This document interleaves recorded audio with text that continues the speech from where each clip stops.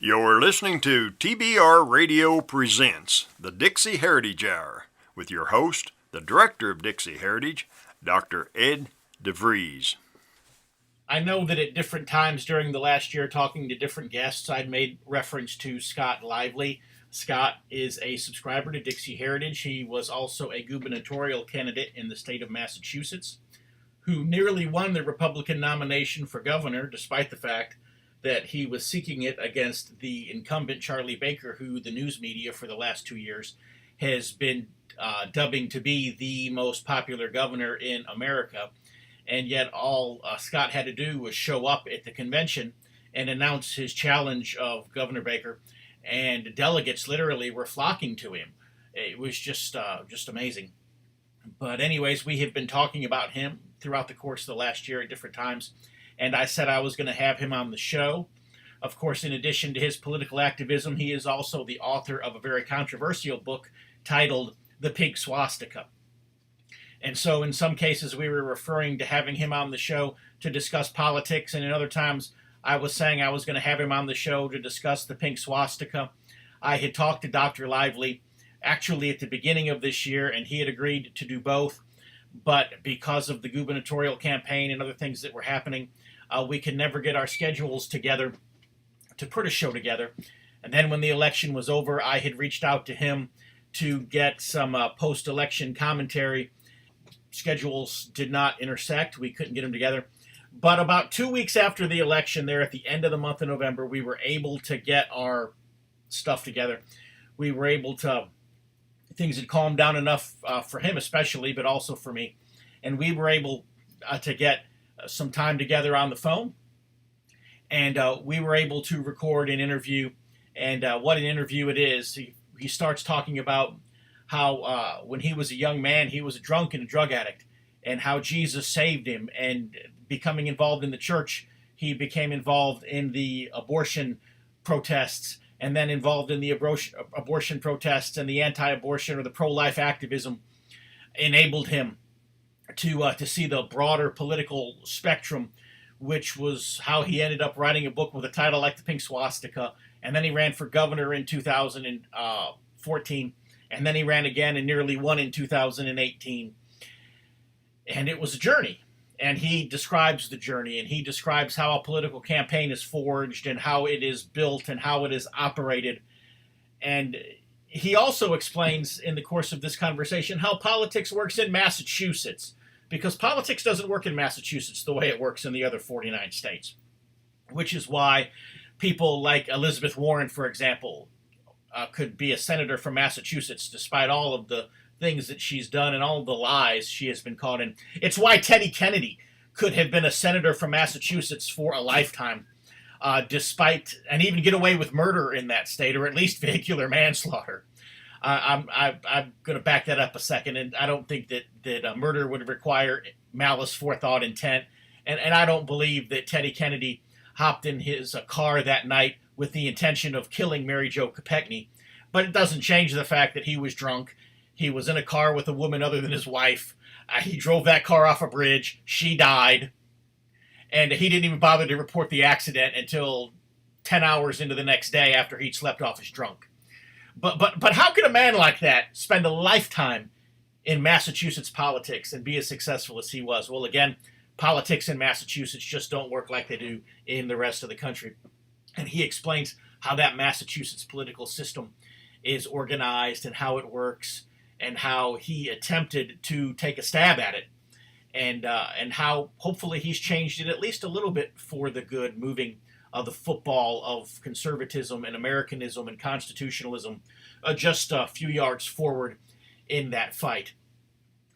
And so it's a great interview. You'll want to stay tuned for the remainder of the hour so that you can listen to it.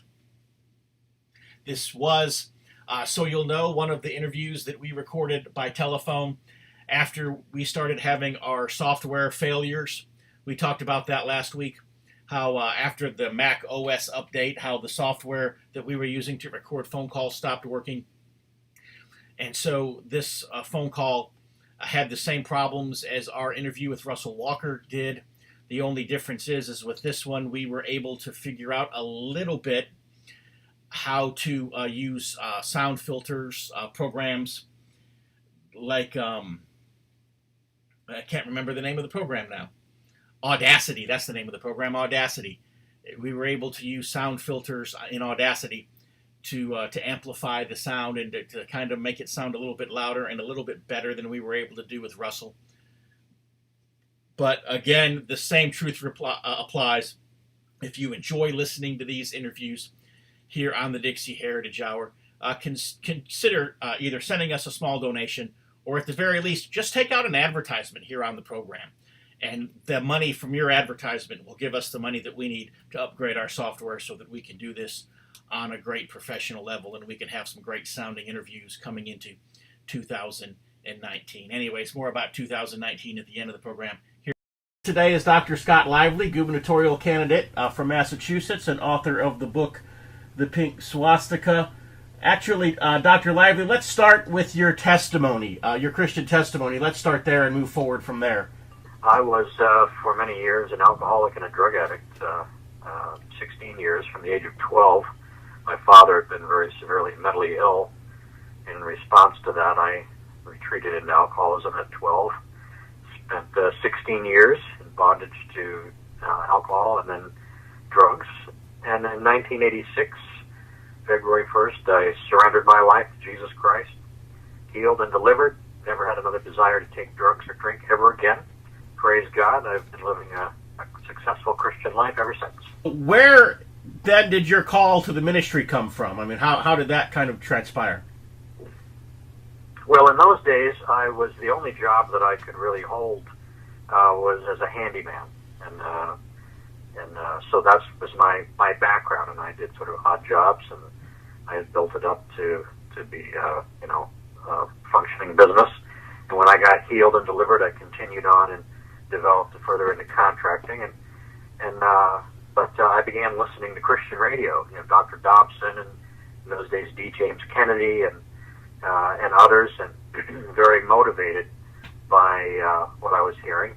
That was at the height of the rescue movement, also pro-life rescue movement, and I was attending a church that had a very strong pro-life pastor.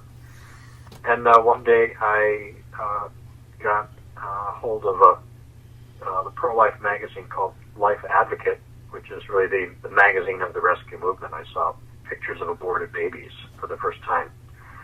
And it was so shocking and appalling to me that I literally, over the next couple of months, I shut down my business. I went full-time trying to stop the killing of the unborn. And I didn't join any group. I just went out to the clinics myself. I talked to women going in. I held signs.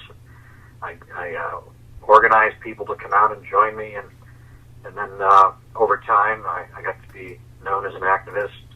And I joined the Oregon Citizens Alliance. And this is all happening in Portland, Oregon. And in a short period of time, I became the state communications director, this divine coordination. They were doing a ballot measure opposing abortion in that election cycle. And then that was the 1990 election cycle. And then in the next election cycle, they switched focus to the LGBT agenda, the No Special Rights Act. And we were really the pioneers of that. Our version failed in Oregon, but a sister organization in Colorado passed what became known as Amendment 2, which was the basis for the notorious Supreme Court ruling in Romer versus Evans. That the first of five written by, or actually four written by Supreme Court Justice not Scalia, Scalia's a good guy, written by Anthony Kennedy, really, those rulings established gay supremacy here in the U.S. So that's my background, and from the time that I started dealing with the LGBT agenda and began receiving the incredible abuse and harassment that comes to anybody who takes that on, I realized that was the battle that needed leadership more than the pro-life movement, because there were a lot of people willing to fight abortion, but almost no one was willing to stand up against the LGBT movement because they exact such a price for opposing them. So that's really sort of my ministry history in a nutshell. Well, I saw a statistic not too long ago. Pollsters were asking two questions. It was a nationwide poll, and they were asking two questions. And the first question was, what percentage of the American population is, gay, lesbian, transgendered, etc.? And, the answers were all over the map. And then, and then the next question would be, what percentage of the population do you think is, whatever? And the answers to those questions averaged out to about 25%. Yeah. So that, the typical American thinks that 25% of the nation are sodomites. Of course, then the respondent would be told that the actual number was like 3.2%. Yeah, that's right. The most authoritative study that's been done in the past couple of decades was University of Chicago, and it was between 2 and 3%, different for men and women. I don't remember the exact final numbers, but it's understandable that people would think it's 25% of the population because they're so overrepresented in entertainment media and in the news. One would think that they're enormous numbers to have that kind of coverage and favorable status, but no, it's not true. When it comes in terms of having political power, the left always makes such a big deal about the NRA, the ultimate power broker in the country, but the NRA is nothing compared to the LGBT lobby. I mean, they are just enormously powerful, and they manage to bend all the politicians to their will. Whenever their agenda is threatened in any way, or they have a particularly important piece to their agenda that they want to push through, all of a sudden, it doesn't matter where it is, even anywhere in the world, all of a sudden the rules just don't apply anymore. They fast-track an emergency measure, and it just seems to happen everywhere. And it's because it's a spiritual battle. And this is end time stuff, and this is gay theology and this agenda. This is the representation of the rebellion, the satanic rebellion against God. It's best expressed through extreme sexual perversion, as it always has been since the Canaanites established their demonic religion based on sexual perversion and human sacrifice back, in the days of Noah. So did you graduate from law school before all of the drunkenness and all that before your conversion, or did you go to and graduate from law school after you started fighting this LGBTQ and however many other letters they're putting into it now battle? No, it was much later. Really, I had no educational background to speak of at the time that I got involved in Christian activism. I barely graduated high school because I'd spent all of my teen years as an addict and an alcoholic. In fact, it was a hippie alternative free school that I graduated from, believe it or not. I was as far to the left then as I am to the right now. But when I got saved and healed, I had maybe 25 or 30 college credits from miscellaneous classes I'd taken just for personal interests. No, when I got into this battle with the Oregon Citizens Alliance, and they hit us with everything. Death threats, bomb threats, vandalism, hate crimes, mail tampering, everything you can think of to try to shut us down. And the Lord has made me an articulate spokesman for the biblical worldview, and so they're particularly heinous and malicious in their pursuit of me. But the worst were the lawsuits. I've had five major lawsuits over the course of my career. The first four of them all happened between 1992 and 1994. But during that time, I knew that I either had to leave the field of battle and give up and go away, and be silenced, or I had to get better skills to fight the battles and to be able to defend myself. So I decided to go to law school and then I needed, in order to do that, I had to get associate's degree and a bachelor's degree, and then pass the LSAT, and then get into a law school. And so I began pursuing that at that point. So I didn't have any educational background whatsoever, and so got my law degree, and then got a PhD from the Pentecostal Assemblies of God, and I got credentials in international human rights from the Institute of Human Rights in Strasbourg, France, in the midst of all that. And so I've actually have better credentials on these things than almost everybody that's on the other side that I ever do battle with. Editing is great when it's not being done by somebody with a leftist political agenda. Right.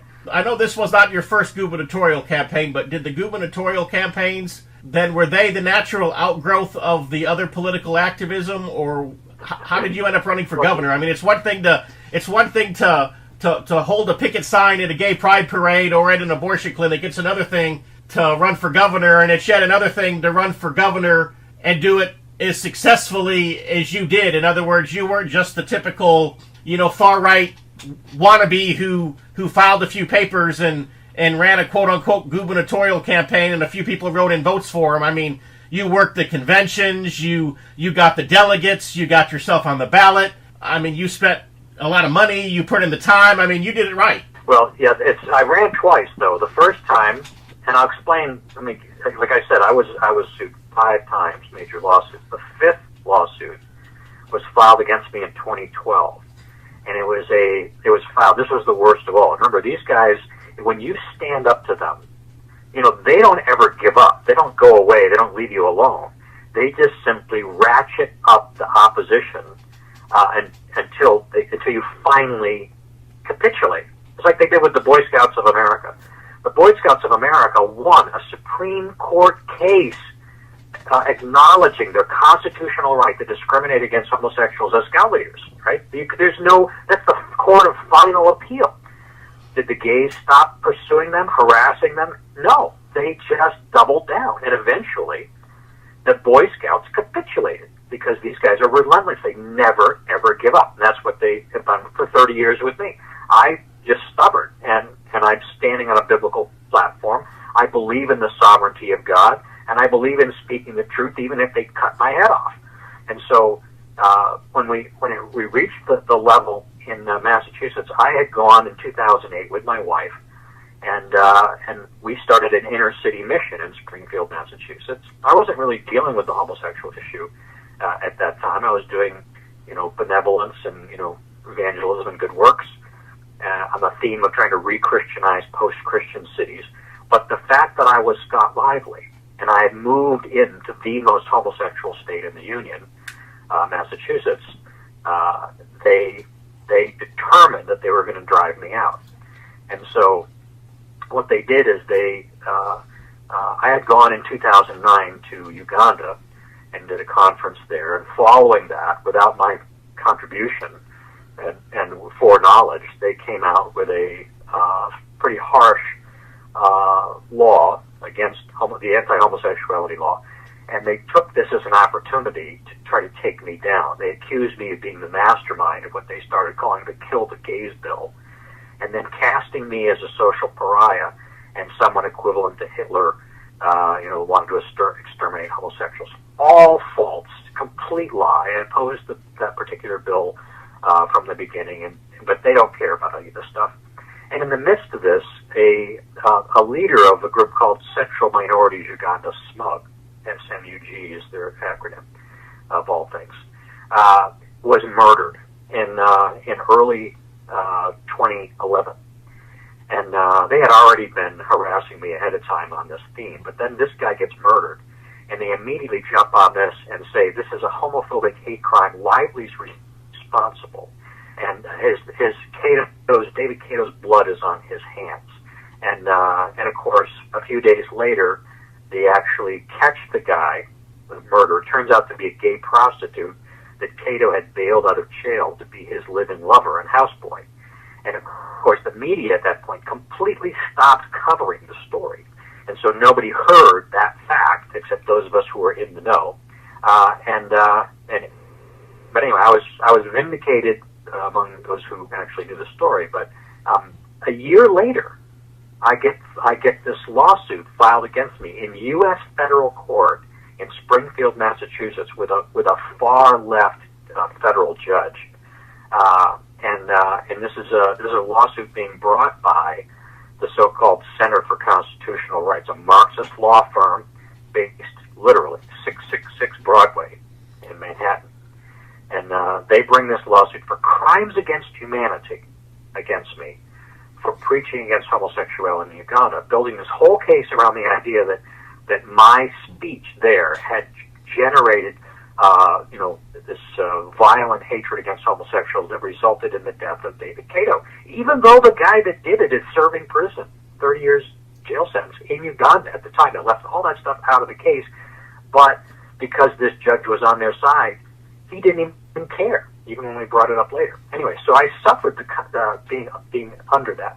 Now, that's all background to why I ran for office the first time, because, and the reason I did it is because I knew these guys were setting me up. This was going to be a Massachusetts jury pool that I was going to have to face, and they were poisoning my name every day in the paper. They were making sure that every person who was going to be on that jury pool was going to think of Scott Lively as a Hitler that has to be stopped. And they put me in what I call the Saul Alinsky box. Saul Alinsky taught his Marxist followers, that you pick a target to be the symbol of your opposition. You freeze the target in place by controlling all the information that the public hears about that person, and then you destroy that person publicly as an example of what happens to those to their enemies. And that's what they had done to me. And I knew the only way to break out of the Saul Alinsky box was to do something beyond their ability to control in terms of the information. And that's why in 2014 I ran for governor the first time. Now, I also wanted an opportunity to preach the gospel into the political arena, especially in Massachusetts where it's so completely dark. And so that's what I did, and it worked. And I broke the Saul Alinsky box.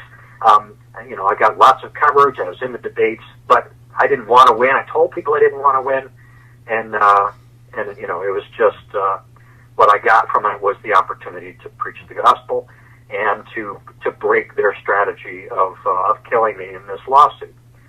So anyway, that's why I ran the first time. And I'll pause now since I've been talking straight through for a monologue. If you love listening to the Dixie Heritage Hour, then I know that you'll love reading the Barnes Review. The Barnes Review is one of my favorite magazines. I began reading the Barnes Review long before they became a sponsor here on the program. In the Barnes Review, you will read vignettes of man, from the prehistoric to the very recent, from forgotten races and civilizations to first-person accounts of World War II and the late Cold War.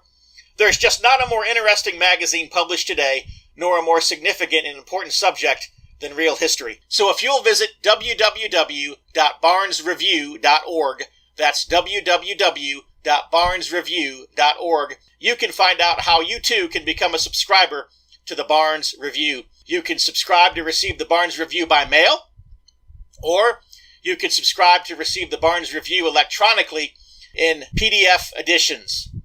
Or you can subscribe to receive both. That's what I do. So visit www.barnesreview.org and subscribe to the Barnes Review.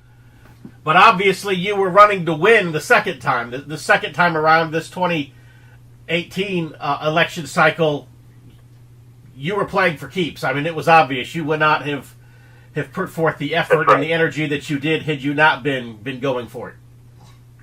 That's right. And whereas the first time it was solely to have a platform, this time I ran to win.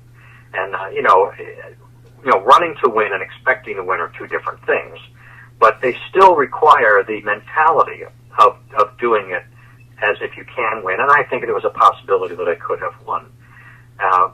But Charlie Baker is the most popular governor in America, according to the leftist polls, and enormous amount of money. So it was, it was unlikely that I was going to win, but I ran as if I would win. Well, if he was really the most popular governor, if Charlie was really the most popular governor in America, how did you get over 1/3 of the delegates at his own convention? That's right. Well, because he's popular with the Democrats, and it's a heavily Democrat state. It's 2-to-1 enrollments in the Democrat Party over Republican. So, and he knows that. He was a golden boy for William Weld years ago. He was the governor that came in and basically started the slide to the left in the Massachusetts GOP, and it never stopped going to the left. It went through Weld, Romney, and then Baker being the most liberal of the three, and with the enormous amount of government experience and how to maneuver, how to manipulate things. And he got complete control of the GOP. They thought they were going to keep me under 5% at the convention.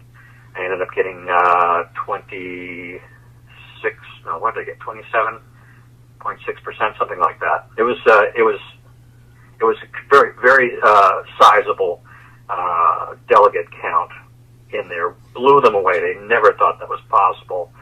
And then I continued on, and in the primary election, I got 36.1% against a completely stacked deck. And I spent $140,000 total.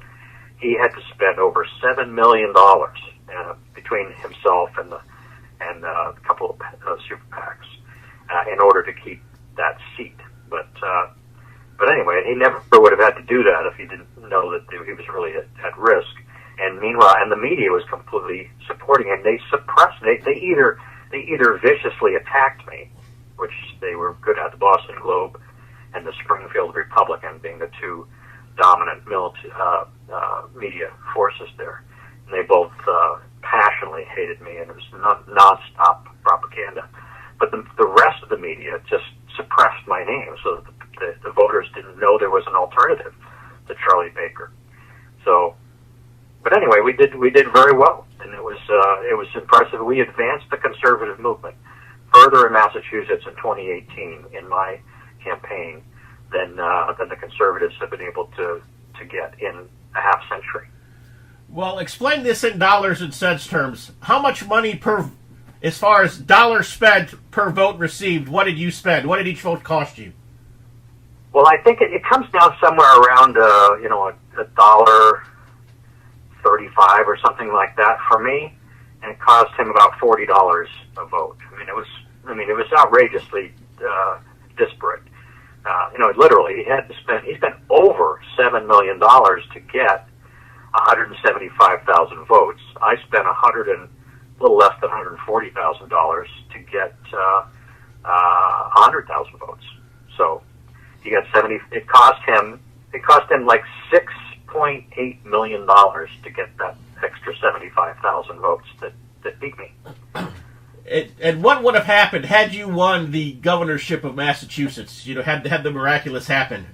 Well, if I had won the primary, that would have been really the biggest political earthquake since the Trump election. Maybe even bigger because it was Scott Lively and it was Massachusetts and it was the most popular governor in America. But so they had no choice but to spend everything that they could to make sure that didn't happen. And frankly, I probably would have, or I possibly could have taken the nomination at the convention if it hadn't been for two things. The one, Charlie Baker went into the convention with hundreds of superdelegates, just like Hillary versus Bernie delegates. I didn't have any superdelegates. And then on top of that, it was an open ballot. It wasn't a secret ballot.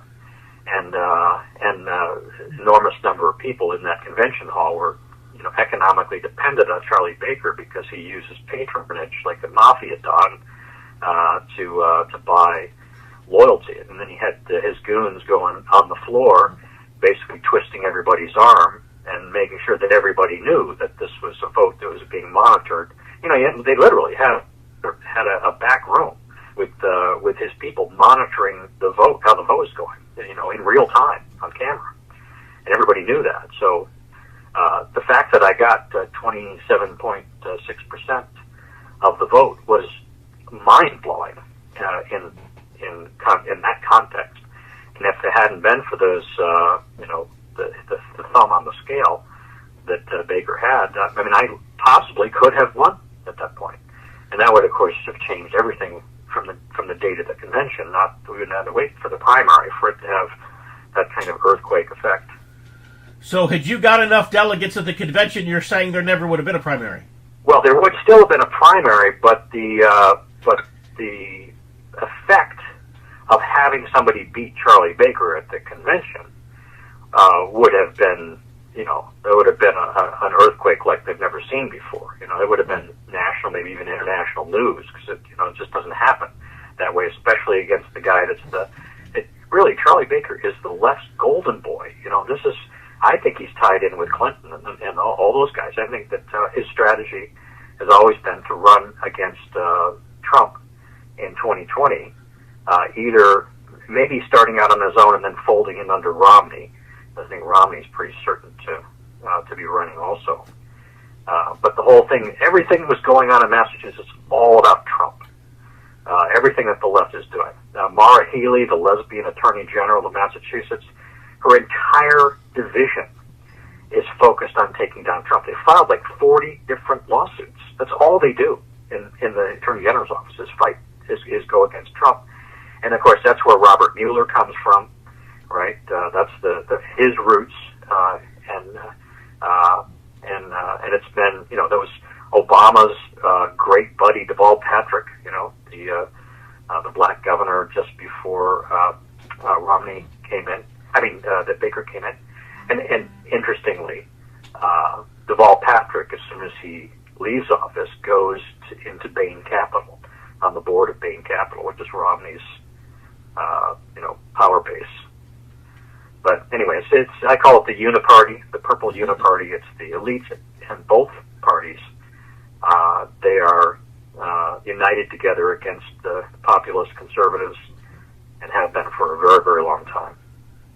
Well, I know that you've had quite a bit of, call it political altercation, call it battle, call it frustration with Charlie Baker during this past election cycle and even previous to that. But before that, did you and Mitt Romney have that kind of a relationship, or were you not politically involved enough at that time to? No, I wasn't. I've always been somewhat political, but I never have been involved in candidate politics ever until 2014. And I left. I was born and raised in Shelburne Falls, Massachusetts.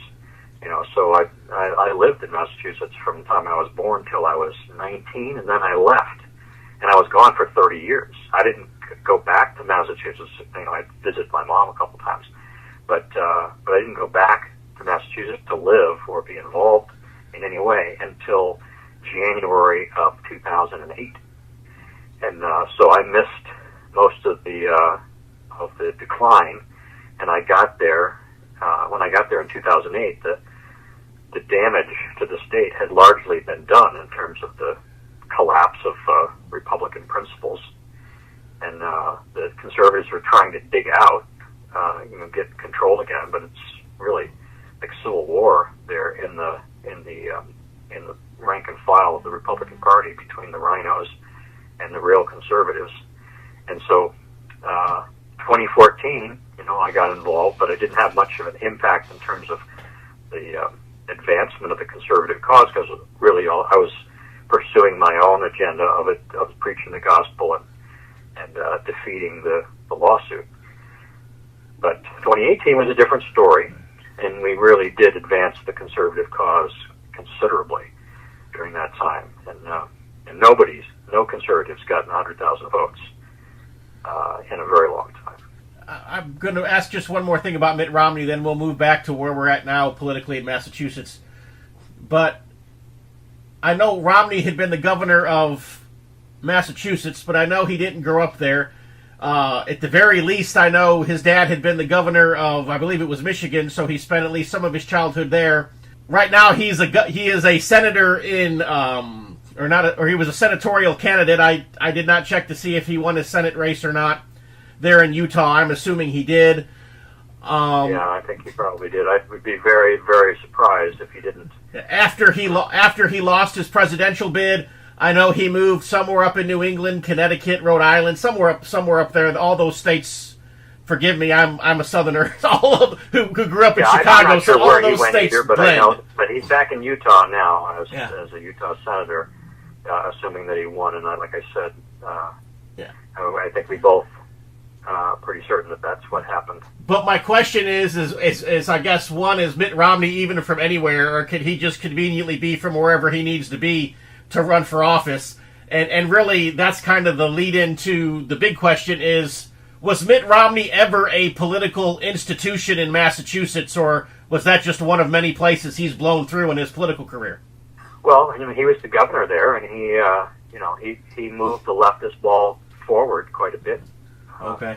He was the guy that essentially responsible for gay marriage. He capitulated to them, but he didn't have to. He could have invoked separation of powers and simply opposed the judge who attempted to declare gay marriage valid by judicial fiat, but he didn't do that.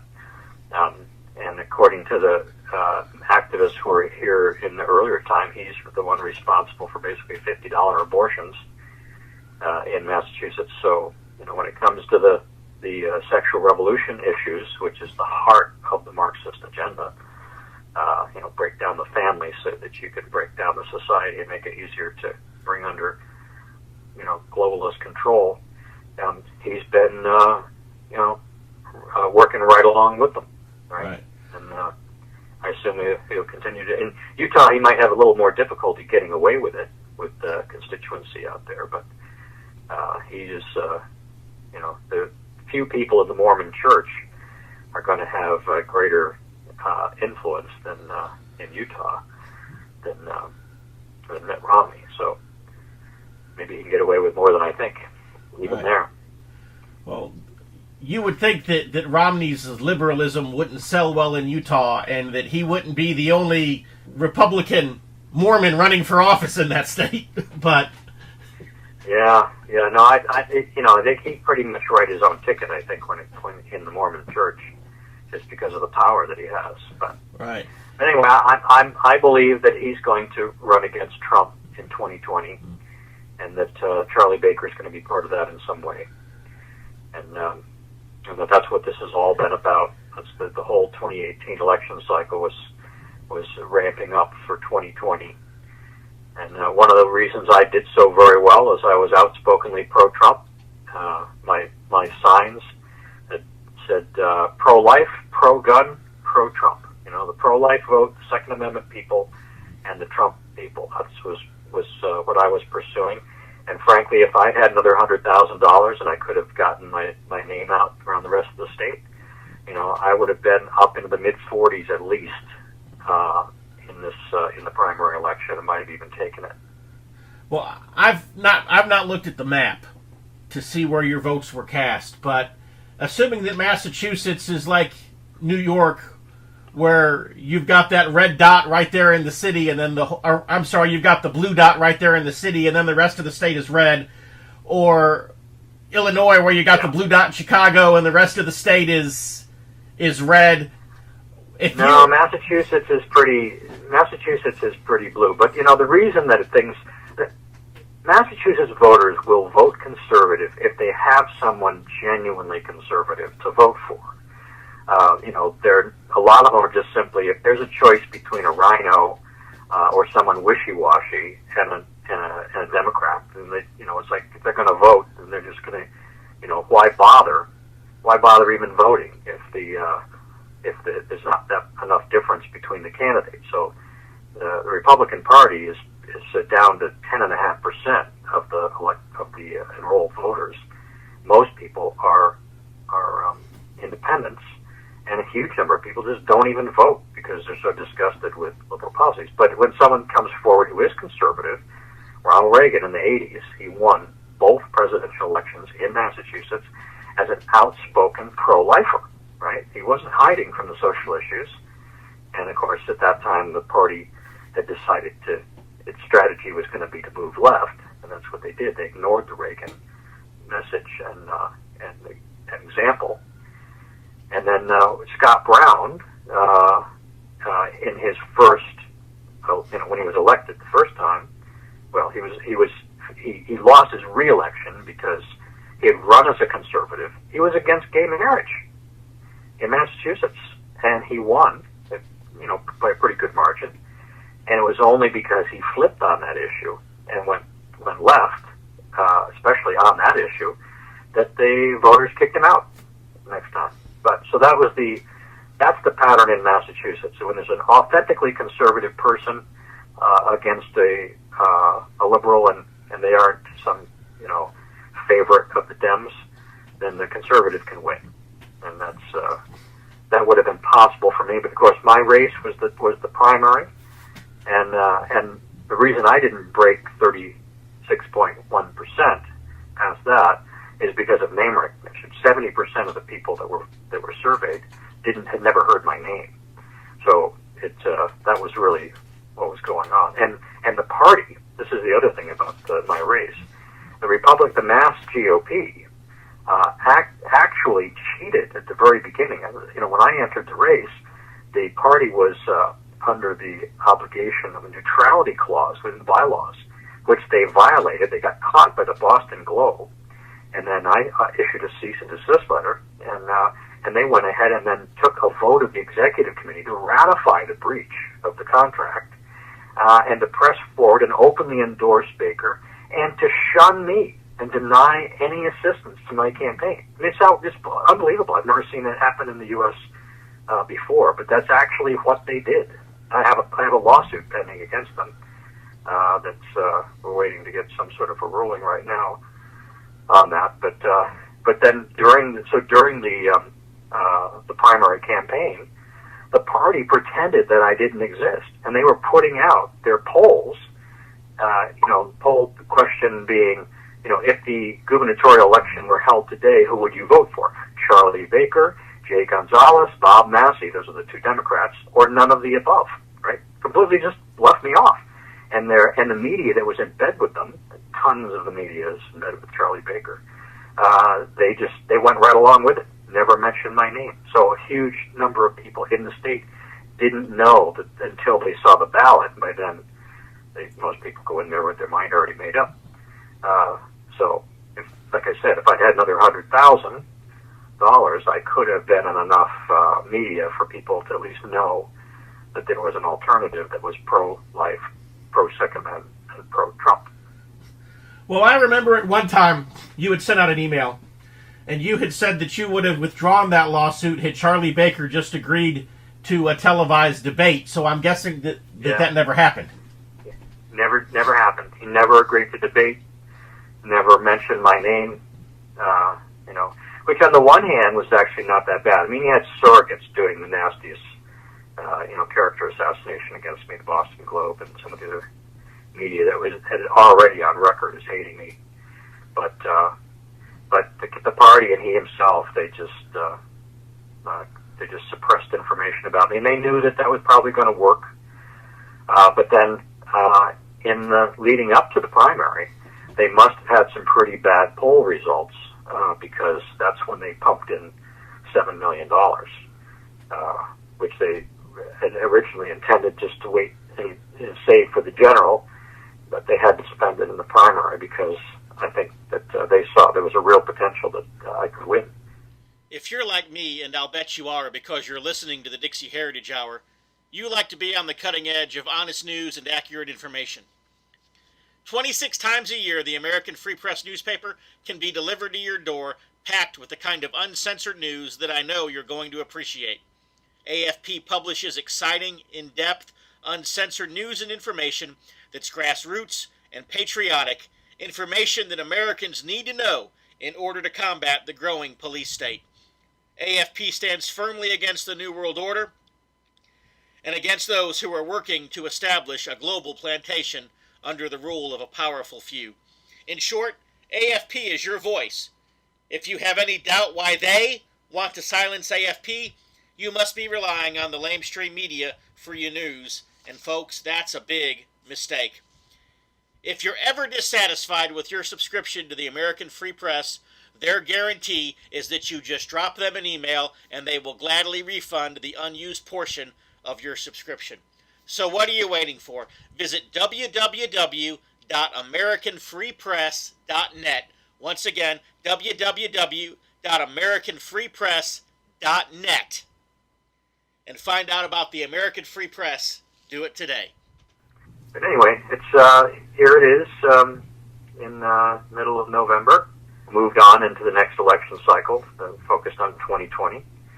And I'm going to use the political capital that I earned in this 2018 election cycle to try to advance the conservative cause further in 2020, help deliver Massachusetts for Trump, and take the party back away from the rhinos. You had said that in one of the emails, just about every day leading up to the Massachusetts primary for several months, you were sending out almost daily emails, and in several of them you had implied that it was your belief that in 2020 there was going to be, I wasn't for sure if you were implying that Elizabeth Warren and Charlie Baker would be on the same ticket, or if they would be on separate tickets, but that basically, Baker's role in that would be to basically help siphon votes away from Trump, and then would end up with a job in the Warren administration should she wind up being elected. But basically, you implied that there was some political collusion between those two. Do you still think that's in play, or?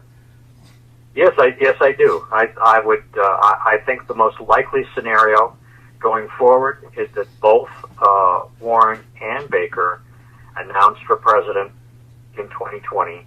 But Baker on the Republican side, and the whole idea is that he's going to be the voice of Republican reason, right, against Trump, the fifth columnist inside the party. He's far too liberal for the national GOP to accept, and I think everybody knows that.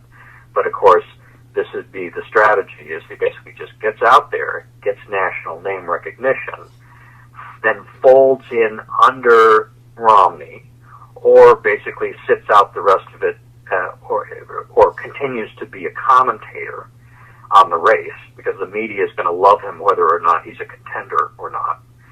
And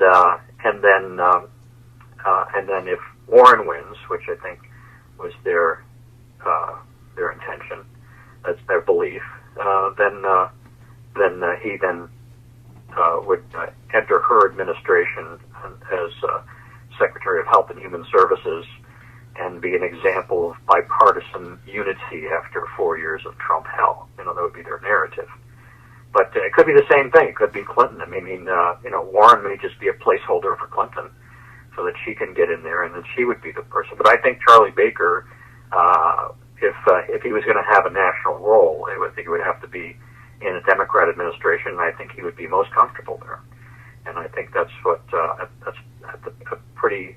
I think it's extremely plausible scenario, and I think even likely that he's going to, in some way, work to undermine Trump in 2020 in the presidential race somehow.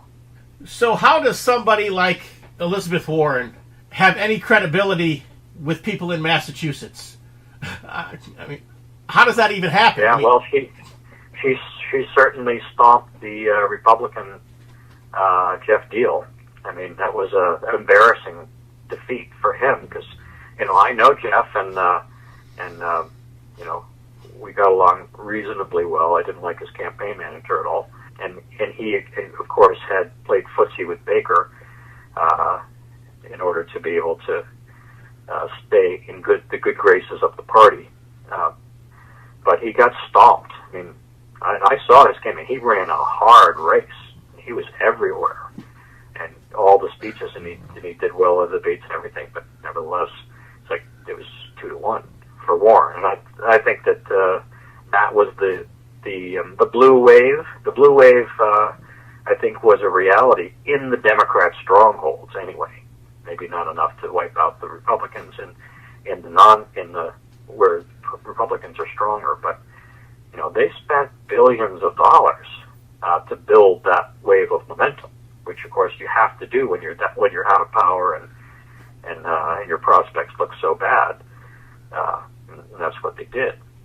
And so Warren, the fix, in my opinion, was always in for Baker, Warren, and Maura Healey, the lesbian attorney general, and that there was a deal in the elites of both parties that was what was going to be the result, and they achieved it through the normal, just the fact that the people who control information, the media, the corporate media, when the corporate media is all lined up in a particular direction, then they're going to get the result that they want, because that's who defines reality in the minds of most of the people in the public, because it doesn't control the genuinely conservative Republicans,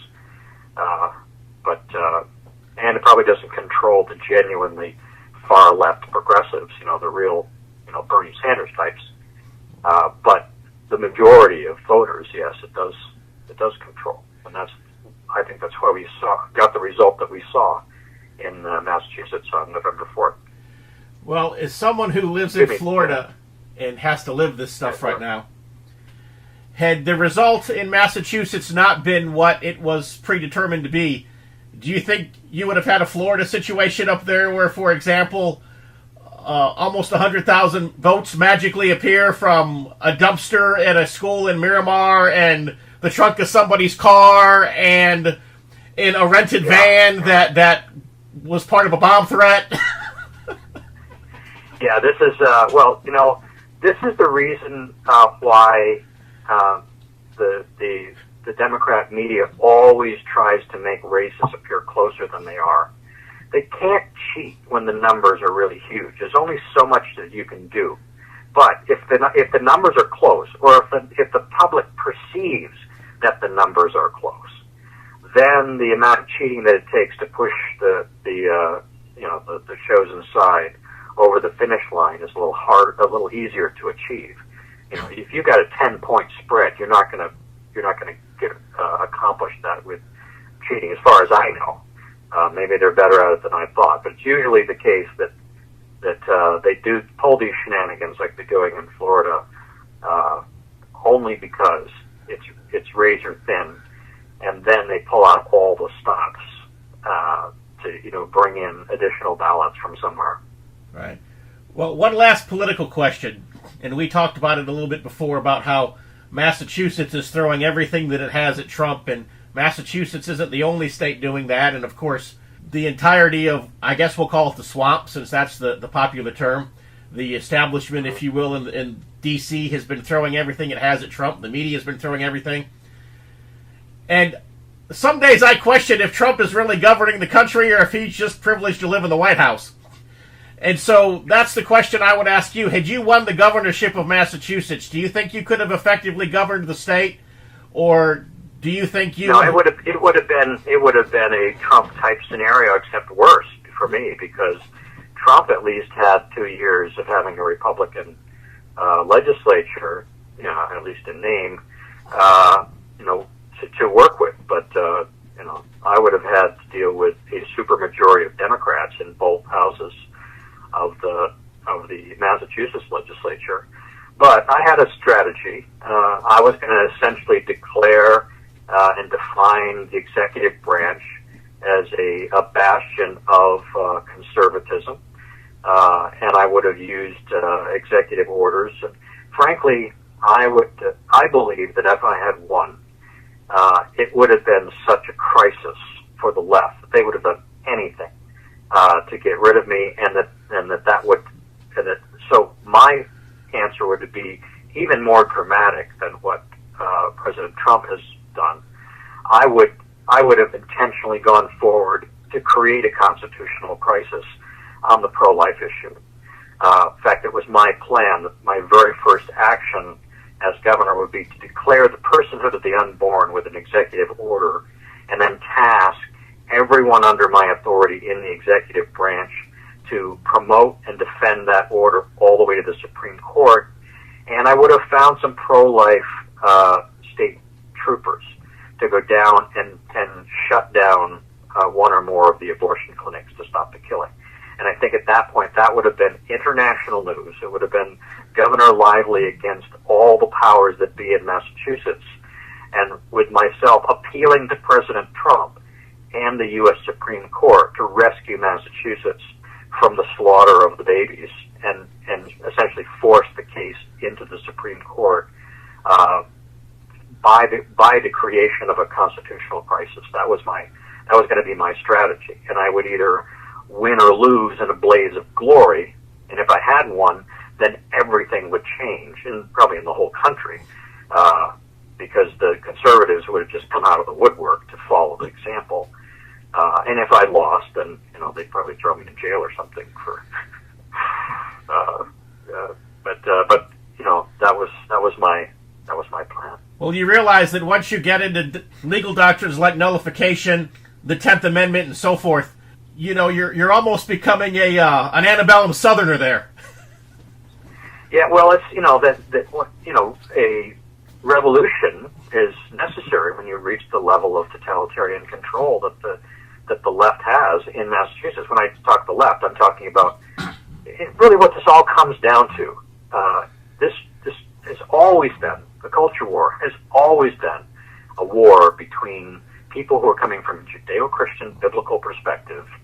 It's Judeo-Christian civilization, and I just deliberately span that. Torah-believing Jews and Bible-believing Christians who have essentially insisted that we are going to follow a creationist worldview, etc. That's Western civilization versus the Marxist worldview. When Karl Marx came forward standing upon Darwin's platform and declaring that humanity was evolving toward a perfect egalitarian society, and that we should just destroy the existing order so we can build this utopia on the ashes.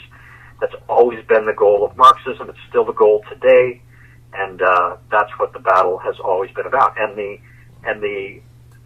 thing to understand, the simple, concise explanation that helps everybody to come to grips with this, is that secular humanism is the religion of Marxism, and political correctness is the moral code of secular humanism. Once you know that and you recognize it. We are out of time for this week's TBR Radio Presents the Dixie Heritage Hour, but we will have Scott back again in 2019. He will be our guest, and we will discuss his book, The Pink Swastika.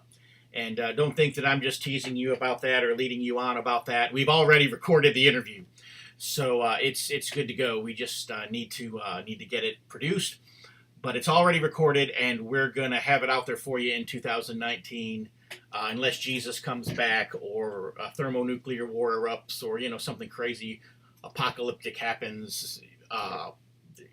We're going to do that for you. So look forward to having that Pink Swastika interview out there for you. It was some great stuff, but our hour is up here, so we're going to cut the interview right here. We got in all the conversation that Scott and I had about the politics, and then the next interview we'll talk about the book. Hope you'll take the time to go to Scott's website. It's on your screen if you're watching on YouTube. Otherwise, it's livelyforgovernor.us, livelyforgovernor.us.